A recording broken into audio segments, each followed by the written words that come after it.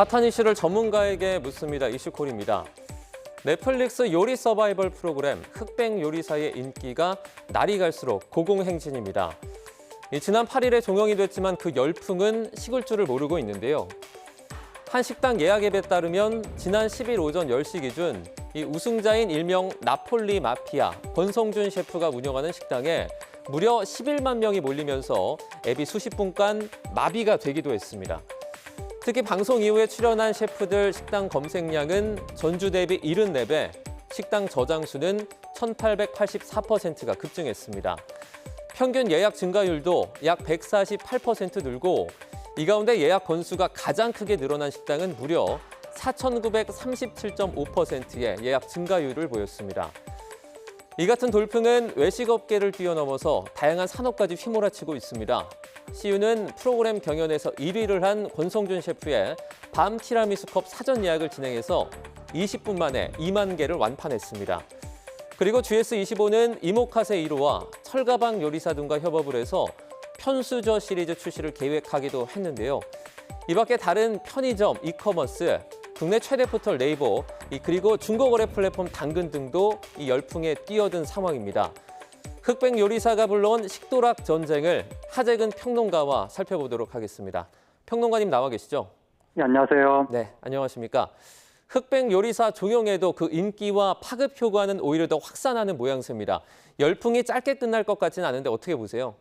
예, 그러니까 안 그래도 원래부터 우리나라 최근에 맛집을 찾는 트렌드가 굉장히 확산되고 있었거든요. 네. 근데 이 프로그램이 인기를 끌면서 일종의 좌표를 찍어준 셈이 됐기 때문에 사람들이 프로그램이 끝났어도 계속 이제 찾아가게 되는 거고, 경향적으로 봤을 때 우리나라가 점점 경제가 옛날에 비해서 발전해 가는 거잖아요. 경제가 발전하면 할수록 미식에 대한 관심이 커질 수밖에 없거든요. 그리고 또 요즘 들어서 젊은 층 사이에서 음식을 경험함으로써 뭔가 작은 행복을 느끼는 이런 흐름이 좀 커지고 있고, 또 이 미식과 관련된 음식을 사진을 찍어서 직접 경험하고 그것을 SNS에 인증하는 이런 문화가 퍼지고 있기 때문에 그것과 관련해서 이 흑백 요리사 관련된 요리라든가 음식점이라든가 이런 거에 대한 관심은 앞으로도 더 커지게 될 것 같습니다. 지금 외식 업계만 아니라 편의점, 이커머스 등 여러 산업으로 미치는 영향이 예상보다 무척 큰 것 같거든요. 팬데믹 이후에 힘든 이 외식 업체에 활력을 불어넣고 있다고요? 그러니까 기본적으로 이 프로그램에 출연하고 관련된 요리사나 업소들의 영업이 신장이 될 것이고, 그리고 또 이런 프로그램으로 인해서 요리사라든가 요리 그 자체에 대한 관심이 커지고 미식 문화가 확산이 된다면, 이러면 또 요식업계의 다른 부문으로도 파급 효과가 생길 수 있겠죠. 네. 그리고 말씀하신 것처럼 여러 업체하고 지금 제휴 마케팅이 일어나고 있고, 또 지역 축제 같은 데서도 흑백 요리사 관련 요리사들이 섭외가 된다든지, 또 요식업계 관련 이벤트에 또 여기 이 프로그램 관련 요리사들이 나와서 분위기를 띄우는 그런 역할을 하고 있거든요. 네. 그래서 지금 외식업계가 이것 때문에 100% 엄청나게 전체가 다 활력이 생기진 않는다 하더라도 어느 정도 기폭제 역할은 할 수 있지 않겠는가, 그런 기대가 나오고 있습니다. 화제가 된 유명 셰프의 식당에만 손님이 몰리는 이 양극화가 우려된다, 이런 지적도 있는데 어떻게 보십니까?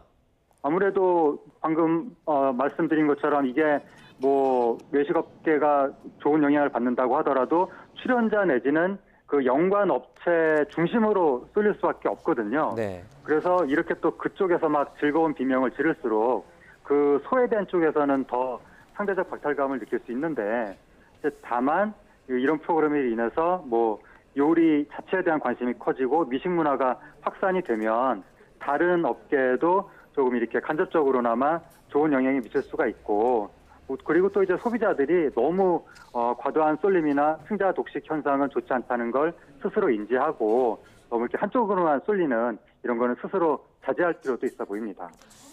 넷플릭스에서 한국 예능 최초로 이 3주 연속 글로벌 2위를 기록을 했습니다. 정말 대단한데요.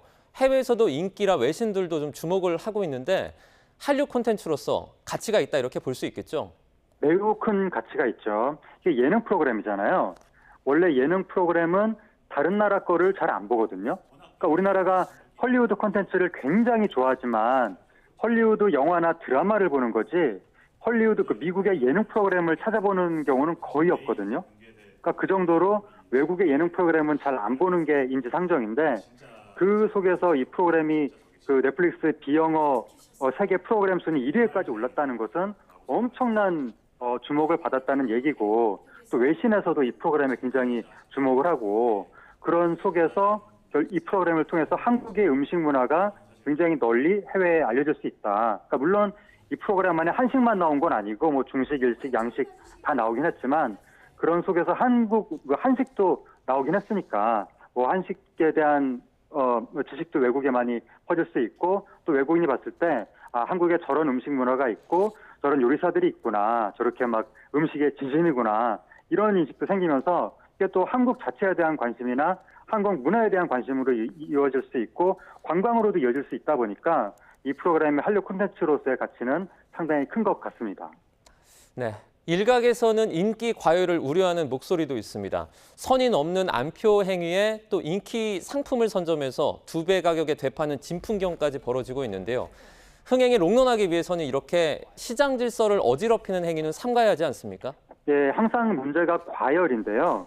요번에도 좀 인기가 뜬다 싶으니까 뭐 안표가 나타난다든지 뭐 여러 가지 과열의 문제가 나타난다고 하는데 그렇게 되면 이제 사람들이 이 트렌드 관련해서 불쾌한 경험을 하게 되는 것이고 그러한 불쾌한 경험이 쌓이게 되면 트렌드 자체가 이제 냉각될 수가 있는 거거든요. 그렇기 때문에 그러한 그 트렌드가 기껏 생겨난 트렌드가 더 확산이 돼야 이 업계 전체에 좋은 영향이 있을 텐데 확산은커녕 냉각이 된다면 모두가 안 좋아지는 거잖아요. 네. 그래서 너무 과도한 과열은 조심할 필요가 있고 또 아까 말씀드렸던 것처럼 너무 일부 업체로만 지나친 쏠림 현상이 나타나는 거, 승자 독식, 양극화 현상이 나타나는 거 이런 것도 좀 경계할 필요가 있어 보입니다. 네. 흑백요리사 열풍으로 시작이 된 관련 산업 전반에 불어온 이 훈풍이 오랫동안 머물기를 기대해 보겠습니다. 하재근 문화평론가와 함께했습니다. 평론가님 고맙습니다. 예, 감사합니다.